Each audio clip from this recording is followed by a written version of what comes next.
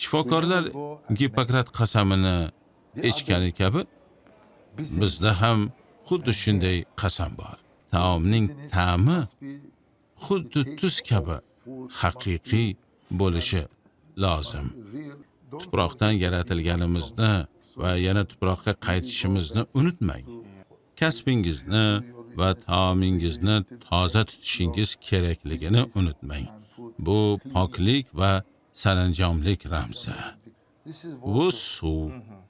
Hamma narsa juda nozik va suv kabi porloq, toza bo'lishi kerak.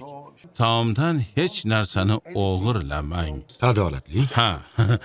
Va mana oxirgisi, tosh kabi bo'ling. Kuchli bo'lishingiz kerak. Hech qachon taslim bo'lmang. Ba'zan biznesni yo'qotishingiz mumkin. Taslim bo'lmang. Ishni tashlab qo'ymang. Hamisha o'z kasbingizda qoling. Kun kelib albatta yutqazmaysiz. Endi esa qoidaga ko'ra mana buni tezgina bog'laymiz. Bu peshband. Allohu akbar, Allohu akbar. Allohu akbar, Allohu akbar. Keyin tugmani bog'laymiz. Bu Xudo yo'lida. Ishimizni diniy tomoni. Bu Jabroil alayhissalom uchun. Mana bunisi narigi tuguni esa Hazrati Muhammad alayhissalomdan. Bobomizning ishi, madaniyatim, an'analarim uchun kasbimni saqlab qolishga qasam ichamiz.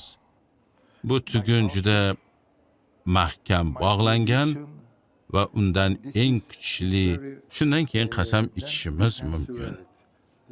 Ya'ni muhandis bo'lishingiz, boshqa sohaga ketishingiz mumkin, lekin o'z ishingizda ushbu qasamni hamisha saqlashingiz kerak.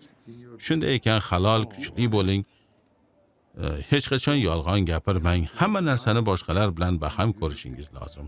Chunki o'zingiz bilasiz, biz hammamiz musulmonmiz. Ha, alhamdulillah. Demakki, to'g'rilik biz uchun farz. Men ham sizni duoingizni olsam degandim. Mo'tabar insonsiz. Iltimos, men uchun ham duo qiling. Xo'sh, Ha, chunki bu duo menga Fotiha juda kerak. surasi.